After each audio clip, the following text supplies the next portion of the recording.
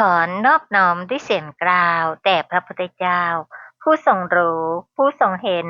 ผู้ทรงเป็นพระอรหันตสัมมาสัมพุทธเจ้าพระองค์นั้นตอนที่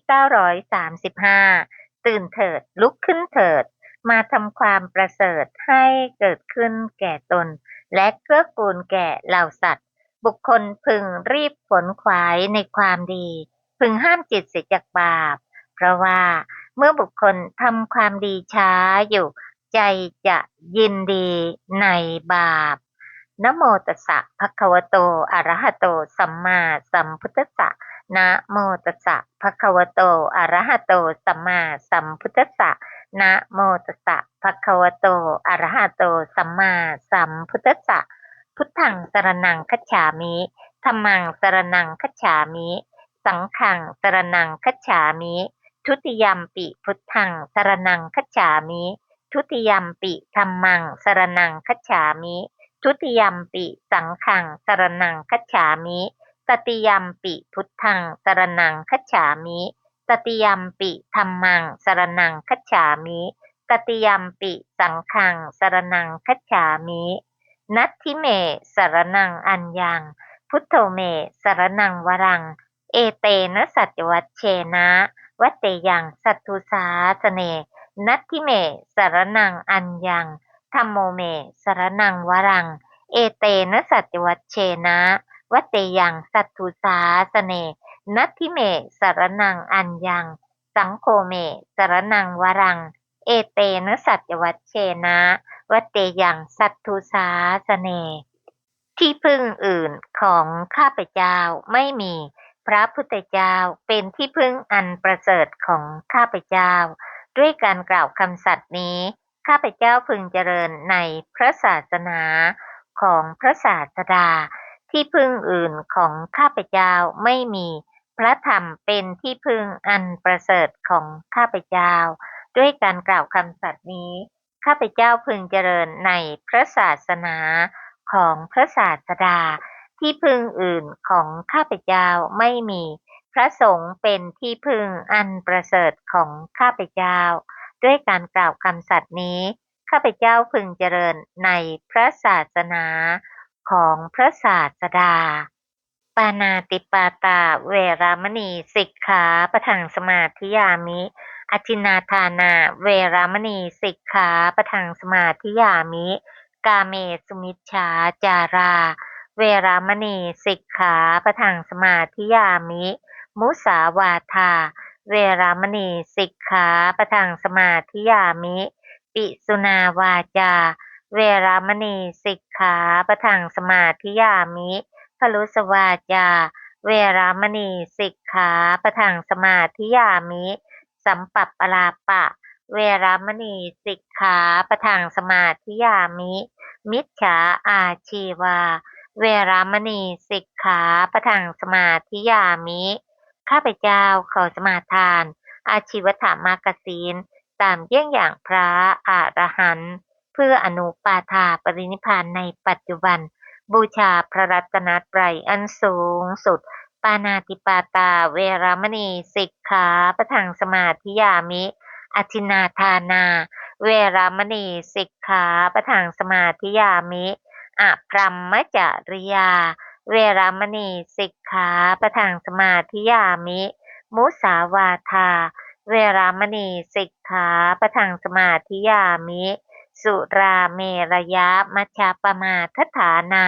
เวรามณีสิกขาปะทังสมาธิยามิวิกาลโภชนาเวรามณีสิกขาปะทังสมาธิยามินัจจคีตวาทิตวิสุกทัสนาเวรามณีสิกขาปะทังสมาธิยามิมาลาคันทวิเลปปนะธารณะมันดนะวิภูสนัฏฐานาเวรามณีสิกขาปะทังสมาธิยามิ อุจจาสยนะมหาสยนา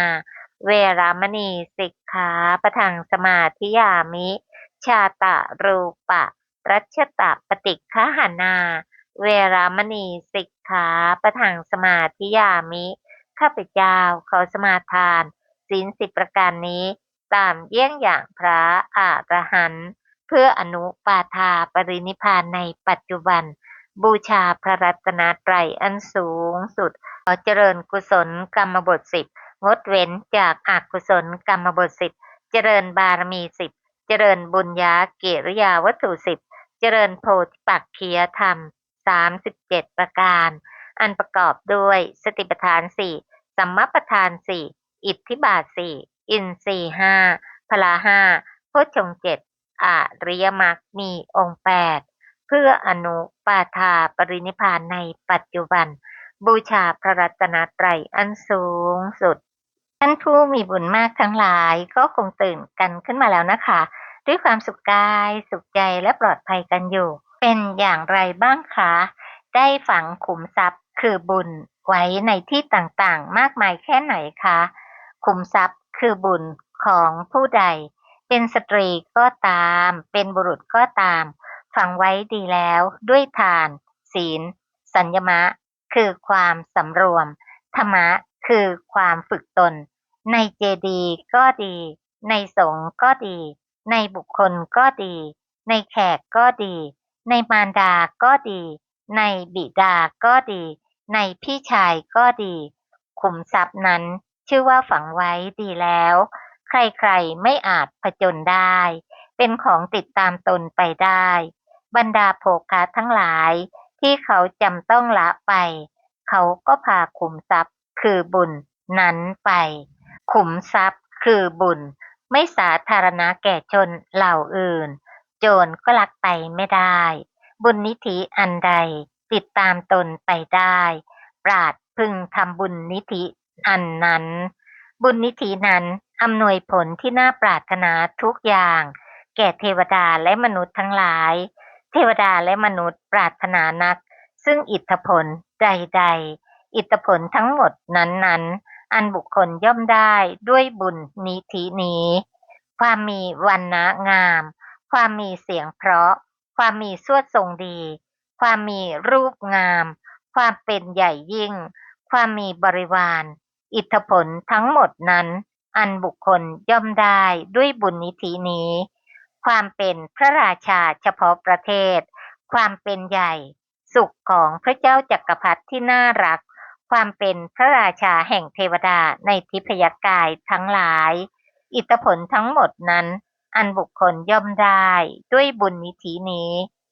สมบัติของมนุษย์ความยินดีในเทวโลกและสมบัติคือพระนิพพานอันใดอิทธิผลทั้งหมดนั้นอันบุคคลย่อมได้ด้วยบุญนิธินี้ความที่บุคคลอาศัยสัมปทาคุณเครื่องถึงพร้อมคือมิตรแล้วถ้าประกอบด้วยอุบายที่ชอบเป็นผู้ชำนาญในวิชาและวิมุตติอิทธิผลทั้งหมดนั้นอันบุคคลย่อมได้ด้วยบุญนิธินี้ปฏิสัมพิทาวิโมกข์สาวกะบารมีปัจเจกโพธิและพุทธภูมิอันใดอิทธิผลทั้งหมดนั้นอันบุคคลย่อมได้ด้วยบุญนิธินี้บุญยสัมปทาคุณเครื่องถึงพร้อมคือบุญนั้นเป็นไปเพื่อประโยชน์ใหญ่อย่างนี้เพราะฉะนั้นบัณฑิตผู้มีปัญญาพึงสรรเสริญความเป็นผู้ทำบุญไว้แลเป็นข้อความบางตอนจากนิติกันในขุตตกปาฐะซึ่งอยู่ในขุตตกนิกายขุตตกปาฐะเล่ม1ภาค1ค่ะเป็นผู้ปรารถนาที่จะออกจากวัฏทุกข์นะคะในพระคัมภีร์นี้ก็บอกไว้ชัดเจนนะคะว่าเราต้องสั่งสมบุญนานาประการดังที่กล่าวไปแล้วซึ่งนั้นก็คือบุญญากิริยาวัตถุ10นั่นเองนะคะขณะนี้เราศึกษาในอัปจายนะใหม่ทำบุญด้วยการอ่อนน้อมซึ่งในอังคุตตรนิกายติกนิบาตมังคลวรรคที่5วันธนาสูตรข้อ594แสดงว่าการไหว้คือการอ่อนน้อมนั้นมี3อย่างคือไหว้ทางกาย1ไหว้ทางวาจา1ไหว้ทางใจ1การไหว้ทางวาจาเป็นการแสดงความอ่อนน้อมทางวาจาเช่นที่เรากล่าวคำนมัสการพระอรหันตสัมมาสัมพุทธเจ้าว่านะโมตัสสะภะคะวะโตอะระหะโตสัมมาสัมพุทธัสสะซึ่งมีความหมายว่าข้าพเจ้าขอถวายความนอบน้อมแด่องค์สมเด็จ พระอรหันตสัมมาสัมพุทธเจ้าพระองค์นั้นนี้ก็เป็นการแสดงความนอบน้อมด้วยวาจากิริยามารยาทที่สุภาพอ่อนโยนเรียบร้อยนะคะก็เป็นการแสดงความนอบน้อมทางกายวาจาที่สุภาพอ่อนโยนเรียบร้อยมีน้ำใจไมตรีเป็นการแสดงความอ่อนน้อมทางวาจาถ้าบางคนที่มีการสังเกตนะคะผู้อื่นรวมทั้งตัวเราเองเราจะสังเกตเลยว่าในบางเวลานั้นแววตาสีหน้าน้ำเสียงหางเสียงนิดเดียวก็รู้ได้ว่าจิตใจในขณะนั้นเป็นอย่างไรเพราะเสียงที่พูดออกมาเป็นรูปที่เกิดจากจิตที่เราเรียกว่าจิตตชรูปเจือด้วยกิเลสอันหยาบกระด้างเช่นโทสะซึ่งเป็นอกุศลขาดความเมตตาต่อผู้อื่นก็จะออกมาในลักษณะหยาบกระด้างค่ะวาจาก็จะไม่อ่อนโยนส่วนลักษณะที่ตรงกันข้ามนะคะการที่อบรมตนให้มีความอ่อนโยนและอ่อนน้อมเป็นอุปนิสัยของบุคคลผู้มีเมตตาบ้างมีกรุณาบ้างสิ่งเหล่านี้จึงเป็นเรื่องที่ควรฝึกกุศลหรืออกุศลนั้นอยู่ที่ไหนเราก็คงตอบได้ใช่ไหมคะว่าอยู่ที่ใจของเรานั่นล่ะและเป็นอัธยาศัยที่สั่งสมกันจนเป็นสันดานหรือบางทีก็เป็นวาสนาไปเลยนะคะทั้งฝ่ายกุศลและฝ่ายอกุศลเพราะฉะนั้นในเรื่องของการแสดงความอ่อนน้อมทางกายทางวาจานั้นเพราะเหตุที่มีการฝึกฝนในเรื่องทางจิตมาเป็นอย่างดีมาก่อนนะคะจนเป็นอุปนิสัยในทางตรงข้ามอะค่ะความหยาบความกระด้างก็เช่นกันนะคะก็เป็นสิ่งที่นำมาซึ่งทุกข์ให้กับตนเองและผู้อื่นนะคะที่ได้ยินในสิ่งเหล่านั้นเพราะส่วนใหญ่แล้วเรามักจะไม่มีความสังวรระวังกันอยู่แล้ววาจาที่ไม่สุภาพไม่อ่อนโยนที่แสดงออกมานั้นนำมาซึ่งความทุกข์ความเดือดร้อนทั้งแก่ตนเองและแก่ผู้อื่นค่ะความอ่อนน้อมจึงเป็นกุศลศีลเพราะกุศลศีลนั้นระงับและขัดเกลากิเลสที่ทำให้เกิดการกระทำที่ไม่ดีไม่งามทางกายทางวาจาและความอ่อนน้อมถ่อมตนนี้ก็ยังขัดเกลากิเลสคือมานะการถือตัวและความสำคัญตนด้วยการค่อยๆพิจารณาภายในจิตของเราเองนะคะว่าสะสมจิตประเภทไหนเอาไว้อย่างไรซึ่งพระบรมศาสดาผู้สูงสุดแม้เสด็จดับขันธปรินิพพานไปแล้วก็ตามแต่พระองค์นั้นก็ได้ทรงแสดงพระธรรมคำสอนไว้เป็นศาสดาแทนพระองค์ผู้ที่ถวายความนอบน้อมแด่พระสัมมาสัมพุทธเจ้าพระธรรมและพระสงฆ์สาวกย่อมศึกษาและประพฤติปฏิบัติตามพระธรรมด้วยความนอบน้อมและย่อมขจัดขัดเกลากิเลสให้หมดสิ้นได้ตามลำดับของปัญญาอัปปจายนะคือความอ่อนน้อมถ่อมตนเป็นการขัดเกลากิเลสทางกายทางวาจาที่ไม่ดีงามและขัดเกลากิเลสให้เบาบางลงนั้นควรที่จะทำได้ทุกโอกาสเท่าที่มีปัจจัยให้สามารถจะกระทำได้เพราะมิฉะนั้นแล้วก็จะเป็นโอกาสของการสะสมธรรมฝ่ายอกุศลซึ่งเราก็คงได้ศึกษากันในตัวอย่างนะคะคือเรื่องของพระเจ้าสุโธทนะพระศาสดาเมื่อประทับอยู่ในนิโครธารามทรงปรารภพระบิดาตรัสพระธรรมเทศนานี้ว่าอุตติเถนัปปมัชเชยยะเป็นต้นความพิสดารว่าสมัยหนึ่งพระศาสดาเสด็จไปกรุงกบิลพัทบุรีได้เสด็จไปครั้งแรกมีการต้อนรับอันพระญาติทั้งหลายทำแล้วเสด็จไปสู่นิโครธารามทรงนิรมิตจงกรมในอากาศจงกรมบนรัตนจงกรมนั้นทรงแสดงธรรมเพื่อการทำลายมานะของพระญาติทั้งหลายแล้วพระญาติทั้งหลายมีจิตเลื่อมใสแล้วถวายบังคมตั้งแต่พระเจ้าสุโธทนะมหาราชฝนบกครพัดตกในสมาคมแห่งพระญาตินั้นเมื่อมหาชนปรารภฝนนั้นสนทนากันแล้วพระศาสดาตรัสว่า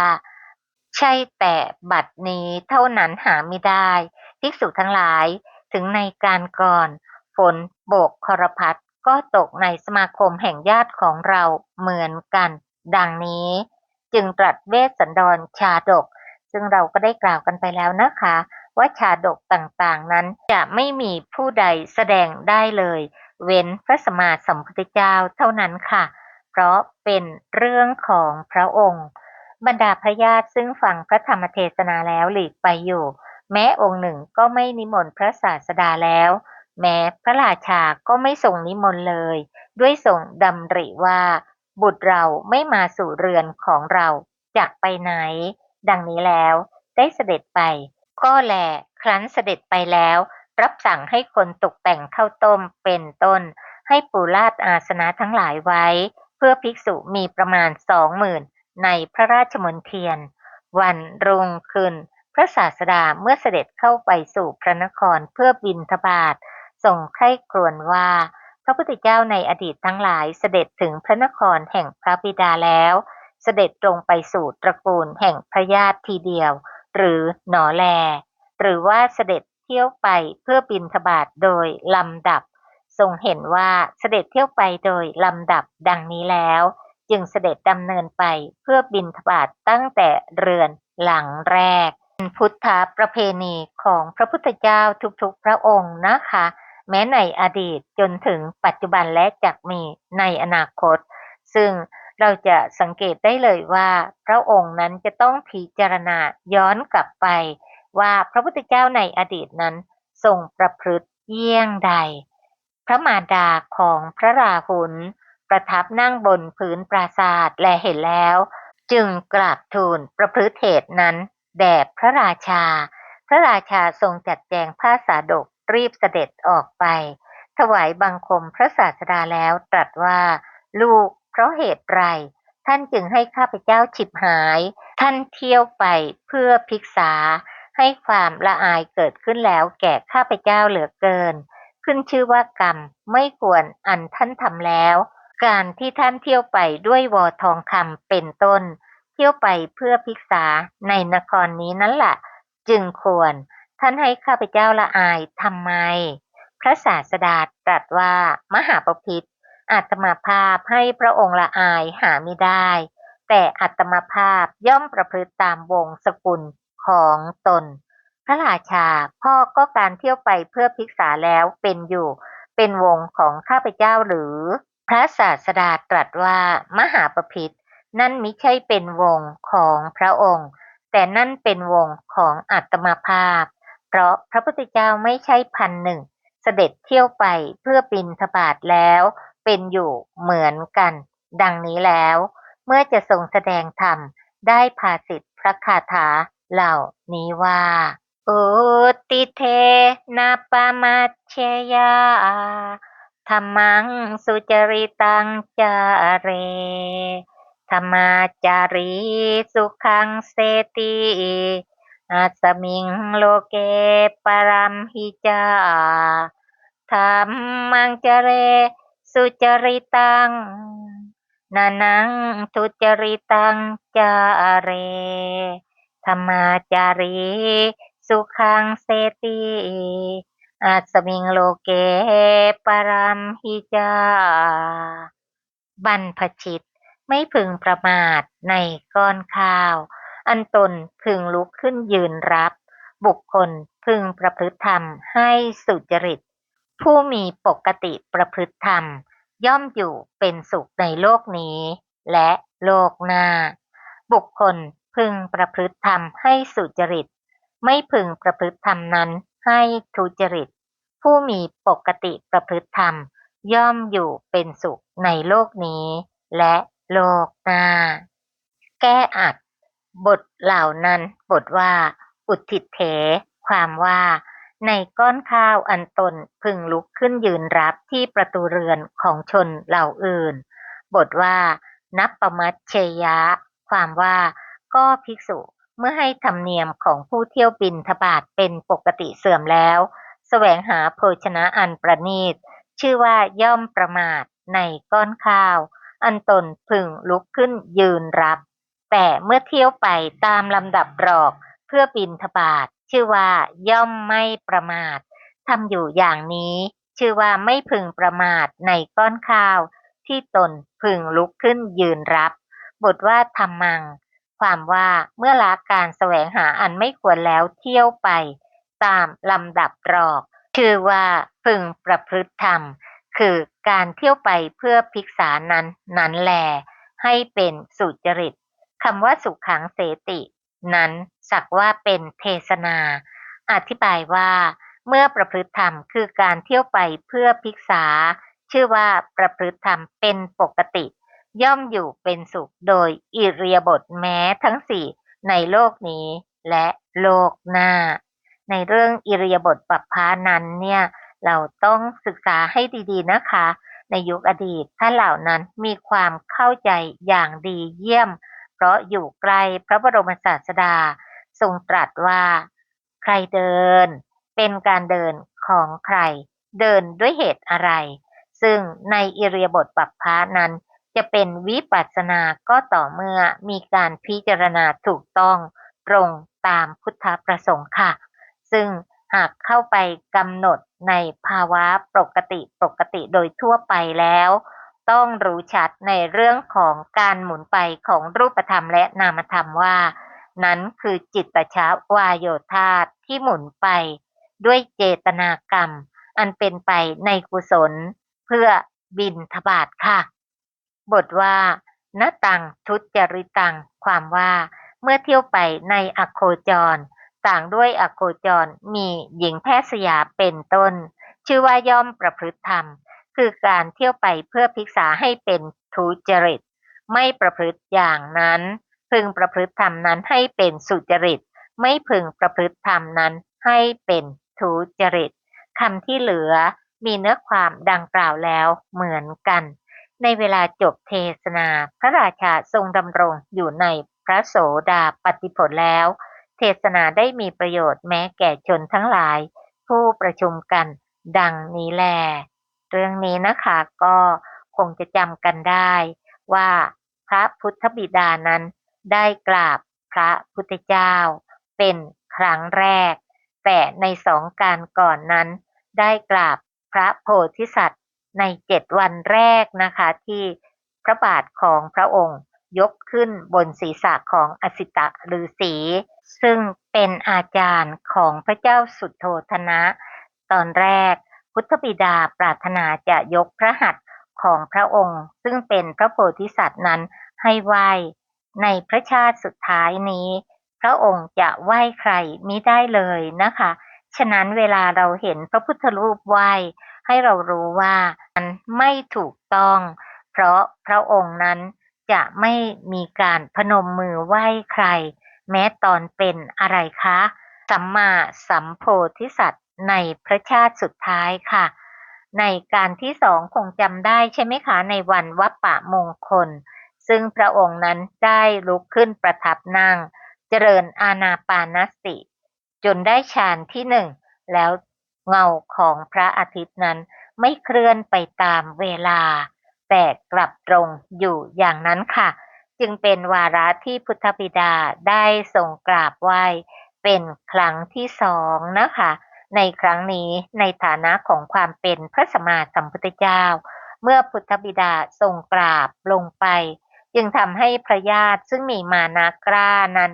ได้กราบตามนะคะการมีมานะกล้านั้นก็โดยการสั่งสมไม่ใช่แค่ชาติเดียวนะคะก็สั่งสมกันมายาวนานค่ะกว่าจะได้อัธยาศัยแห่งความอ่อนน้อมถ่อมตนนั้นจึงทำให้ฝนโปรยปลายคือฝนโบกครพัดแล้วหลังจากนั้นก็ได้ทรงแสดงมหาเวสสันดรชาดกเนื่องจากว่าภิกษุทั้งหลายได้กล่าวกันถึงเรื่องว่าไม่เคยเห็นมาก่อนใน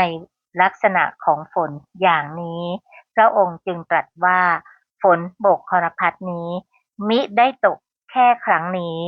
ในหมู่พระญาติแต่ในอดีตนั้นก็ได้ตกแล้วในหมู่พระญาติจึงได้ทรงแสดงพระธรรมเทศนาเรื่องมหาเวสสันดรชาดกค่ะ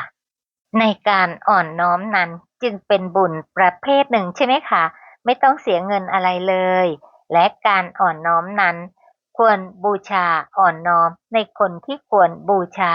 หรือควรอ่อนน้อมเท่านั้นซึ่งมีอยู่ด้วยกัน3ประเภทค่ะ1วัยวุตตะคือคนที่แก่กว่าเรา อายุมากกว่าเรา เช่นพี่ป้าน้าอาผู้ใหญ่ผู้เฒ่าทั้งหลาย ซึ่งก็แสดงกายกรรมวจีกรรมก็ได้นะคะ เราก็ทำกันอยู่เป็นประจำสำหรับพวกเราทั้งหลาย 2. ชาติวุตตะ คือคนที่มีชาติกำเนิดสูงกว่าเรา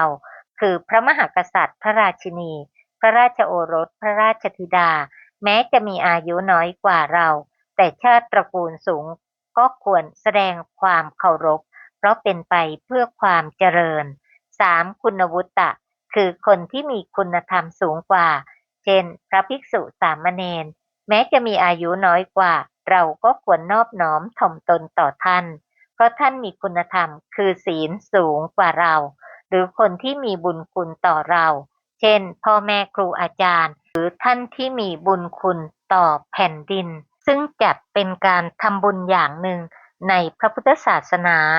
ย่อมได้รับความสุขความเจริญในชีวิต ดังที่พระพุทธเจ้าตรัสไว้ว่า อภิวาทนสีลิสะนิจัง วุตตาปจายโน จัตตารโอธรรมา วัฏฏันติ อายุวันโน สุขังพลัง พรสี่ประการคือ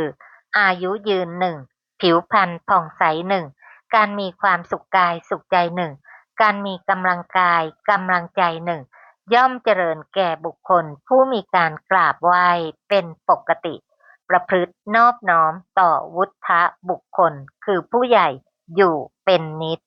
ด้วยผลแห่งมหากุศลทั้งหลายที่ข้าพเจ้าร่วมกันได้ศึกษาและปฏิบัติตามพระธรรมคำสอน จะเป็นปัจจัยเพื่อถึงฝั่งแห่งอนุปาทาปรินิพพานในปัจจุบัน ด้วยสัจจะวาจานี้ข้าพเจ้าทั้งหลายเชื่อมั่นว่าจะเป็นปัจจัยในการแทงตลอดในอริยสัจสี่โดยง่ายโดยพลันในการปัจจุบัน ขอน้อมมหากุศลและอุทิศบุญทั้งสิ้นแด่สรรพสัตว์ทั้ง31ภพภูมิ ขอทุกท่านจงมีจิตโสมนัสยินดีอนุโมทนาในมหากุศลทั้งสิ้นเพื่ออนุปาทาปรินิพพานโดยง่ายโดยพลันโดยทั่วกันทุกตนทุกท่านค่ะกราบอนุโมทนาในมหากุศลของทุกท่านด้วยความเคารพอย่างสูงกราบสาธุสาธุสาธุเจ้าค่ะค่ะ